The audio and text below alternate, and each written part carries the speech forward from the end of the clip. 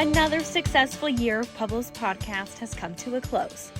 Our podcast is proud to have continued welcoming important members of our community as guests on our show. Gosh, it's been so great catching up with you. I just love you and miss you, and hope to see you soon.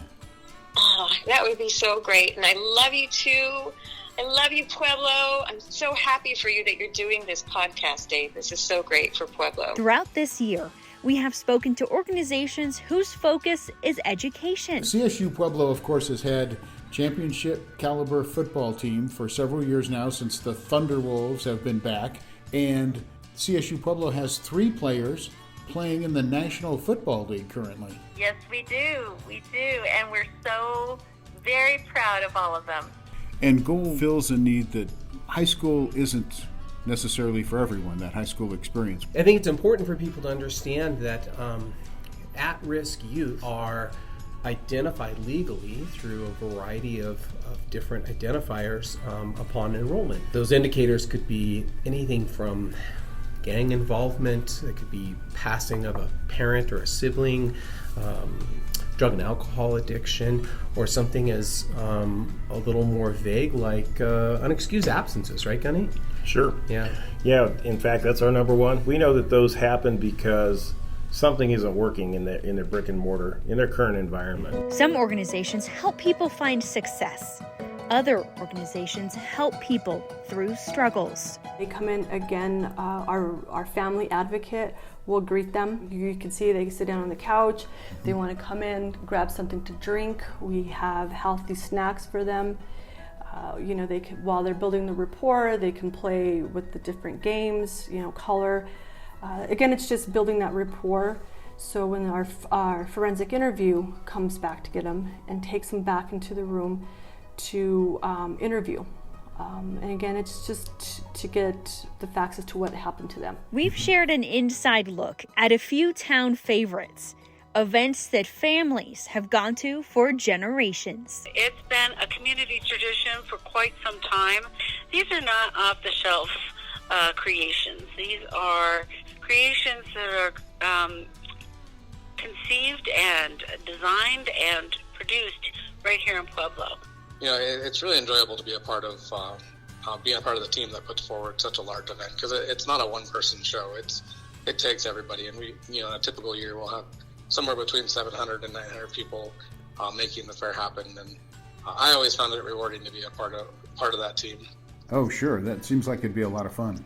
Pueblo's podcast also gets the experts to talk about important projects that will help you get through town. More than 50,000 vehicles travel through that intersection on a daily basis. So you can imagine peak hours, you could sit there through 2 or 3 light cycles. Oh, sure. Well, so it's going to reduce your commute. Once it's done, you're not going to have to stop at that light anymore. But the even better news is the enhanced safety. That type of intersection is going to take away left-hand turns. We were seeing lots of crashes where people would try and turn left from US 50 on to Purcell, say to go to Safeway, and we'd have some significant crashes. Oh, I can imagine. And even fatalities. So that also is going to significantly improve pedestrian access.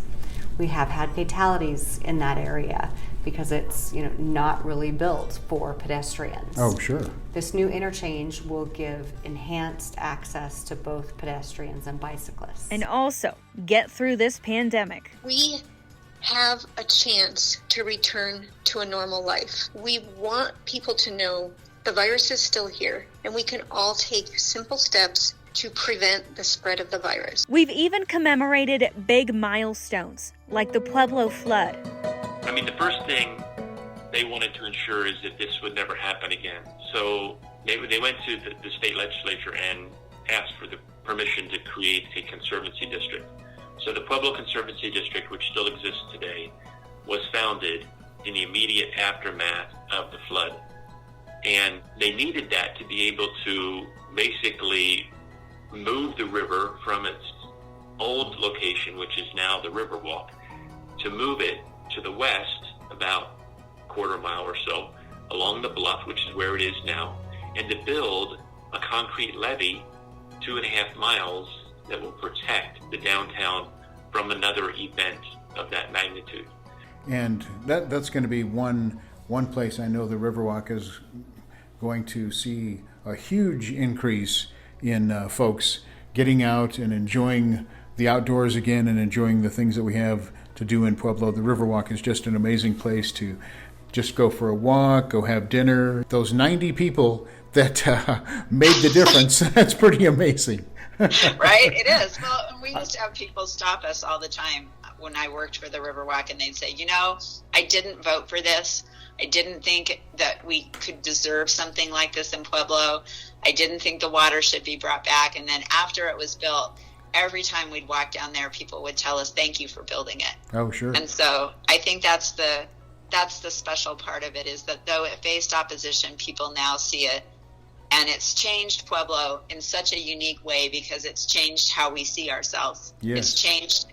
We see ourselves as worthy of having that really beautiful place. And we've dug into the underground secrets of Prohibition. Colorado went dry about 4 years before the nation went dry.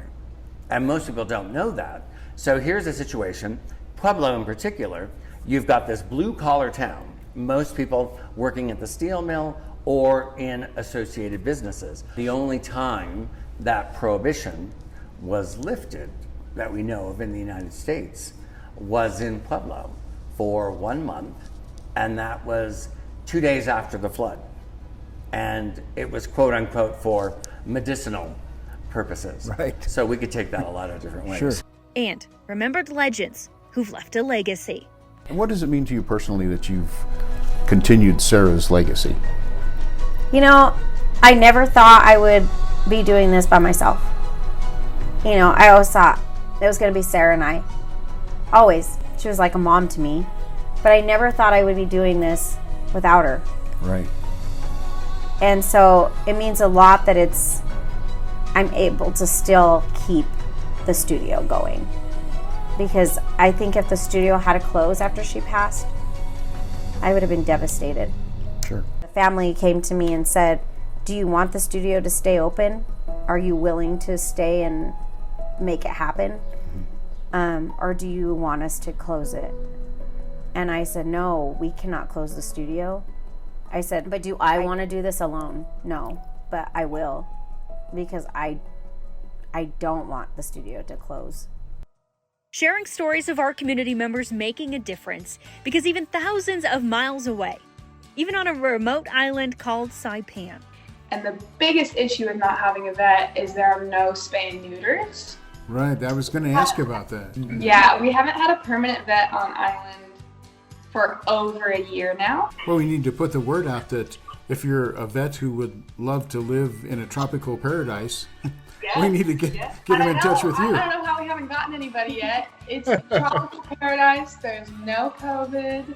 The clinic will pay for housing and transportation for a vet willing to come. We would like to stay long enough to get a sustainable change and sustainable things happening out here. So we are our organization is really just starting up. We're really just starting to get a following, and we feel like really make a difference out here. So we don't want to leave, because if we leave, nobody else is going to do it. Stories shared on Pueblo's podcast encourages our community members to speak up about what makes them Pueblo proud too. And thanks so much for listening all year long. We look forward to sharing many more stories of our community for 2022.